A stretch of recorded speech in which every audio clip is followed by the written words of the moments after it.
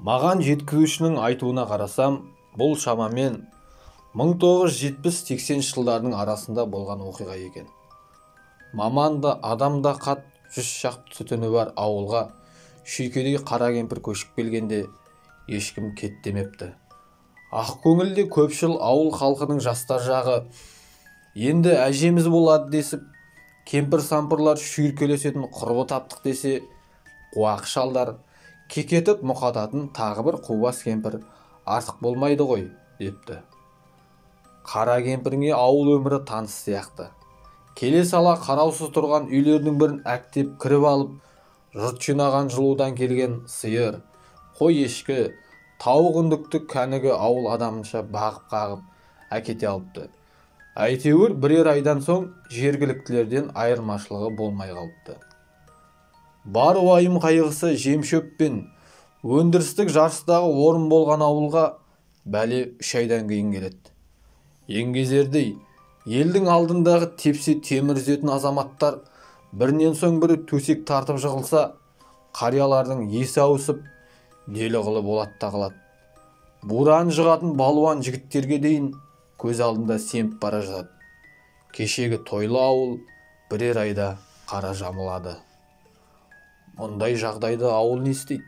Жөн жоралғы, дін жоралғының барлығын жасайды, бірақ ештеңе көмектеспейді. Енді ауылды қойып, белгісіз кесел осы ауылдан шыққан адамдарды да жалмай бастайды. Бірінің оқудағы баласы, бірінің қызметтегі ағасының шаруаларын насырға шауып, оңбауға айналады. Таңы да, кеші де әнмен басталатын ауыл осылайша күйреген жолы шашымның жартысы ағарып кісі болдым дейді жеткізуші аға. Тоқ етері жем-шөп науқанында шөпті артық бастырып, қалғанын көрші аудандарға сататын бір кездегі шіріген Байкент сол жылы қалт-құлт еткен тақыр кедейге айналып шыға келеді. Мұндай көрсеткіш үшін басын кететін заман. Буыншық түйіншегін сайлап, осы кеткеннен шатылмай сотталмай қайтсам жақсы деп, совхоз директоры түнделетіп аудан орталығына жолға шығады. Ауылдан 30 шақырымдай ұзаған жолға әлдекім жүгіріп шығып, бастықтың машинасын тоқтатады. Қараса, бұрынғы почтальон екен. Почтальон совхоз бастығын өзі тұратын жеркепеге алып барып, ауылдағы оқиғалар мен өзінің жоғалу себебін айта бастайды. Алғашқы күдігім әлі ешкім ауырмаған кездақ пайда болды. Білесіз бе? Анау қубас қара кемпірдің пенсиясы 350 сом. Ондай пенсия тек қана дербес пенсионерде ғана болады. Енді қараңыз, кім өлетін шағында сонау қаладан ыстық салқын суы ағып тұрған үйін тастап, бір күн от жақпасаң қатырып тастайтын ауылға келеді. Кім өзі? Мақсаты не? Екінші күдігім, жеңіс күніне берілетін премияны апарғам. Есігі ашық тұр екен. Апеке құтты болсын деп айғайлап тұрып кіріп барып едім, кемпір үстелден бірдеңелерді тез-тез жинаймын деп шашып алды. Қарасам, 30 шақты бірдей фото. Сосын барлығы да бір адамның суреті. Кемпір сонда маған жаман қарады. Баяғы біз қарсы алатын момын кемпірдің табы да қалған жоқ. Содан кейін әлгі жайсыз оқиғалар да басталды. Кесірі тиер деп сізге апыл-ғұпыл арыз жазып қаладағы ағама тайып отырдым. Бірақ мазам кетіп бейжай жүре алмадым. Аңшылар артеліне жалданып алып, өзім осылай ауылды сыртынан бақылап жүрмін. Мәссаған, дейді сонда ауыл директоры. Енді есіме түсті.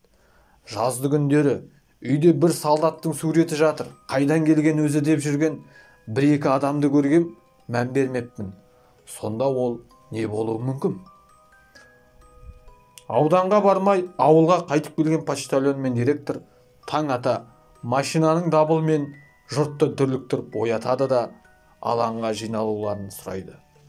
Мұндай төтенше жиналыс күнде болмағасын халық тез жиналады. Директор мен почтальон білетіндерін тәптіштеп айтып береді. Сол-ақ екен, әйелдер жағы шулап қоя берді. Бірінен соң бірі барып үйлерінен табылған солдаттың фотосын алып келді.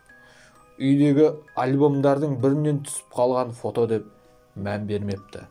Байқаса, солдаттың фотосы қабырғада ілулі фотолардың артына қыстырылып кеткен екен.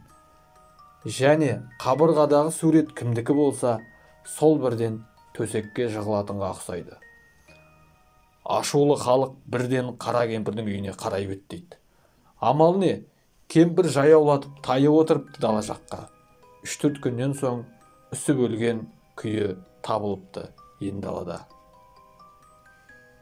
Кейін анықталғандай, әлгі фотодағы солдат қара кемпірдің жалғыз ұлы екен. Соғысқа осы ауылдан аттанған. Және кемпірдің өзі де осы ауылдың адамы болған екен кезінде. Бұл ауыл соғыста бір-ақ адам қаза болған бақытымен белгілі ауыл. Ал қаза тапқан бір-ақ адам әлгі кемпірдің ұлы екен. Құсадан әбден жынданып кеткен кемпірді бір кездері облыс орталығына алып кеткен. Кемпір одан соң есін жиып, тіпті табысты қызметте де болғанға ұқсайды. Өлген кісінің фотосымен кесел жіберу сығандар да бар екен. Ендеше кемпірін құзғындықты қалада солардан көрген ғой. Кейін зейнетке шығады, іші пысады. Сосын тек қана осының ұлын алған құдай мен ауылда кеткен кегі есіне түседі. Құсасы қайта меңдейді, кегін алған түрі шығар.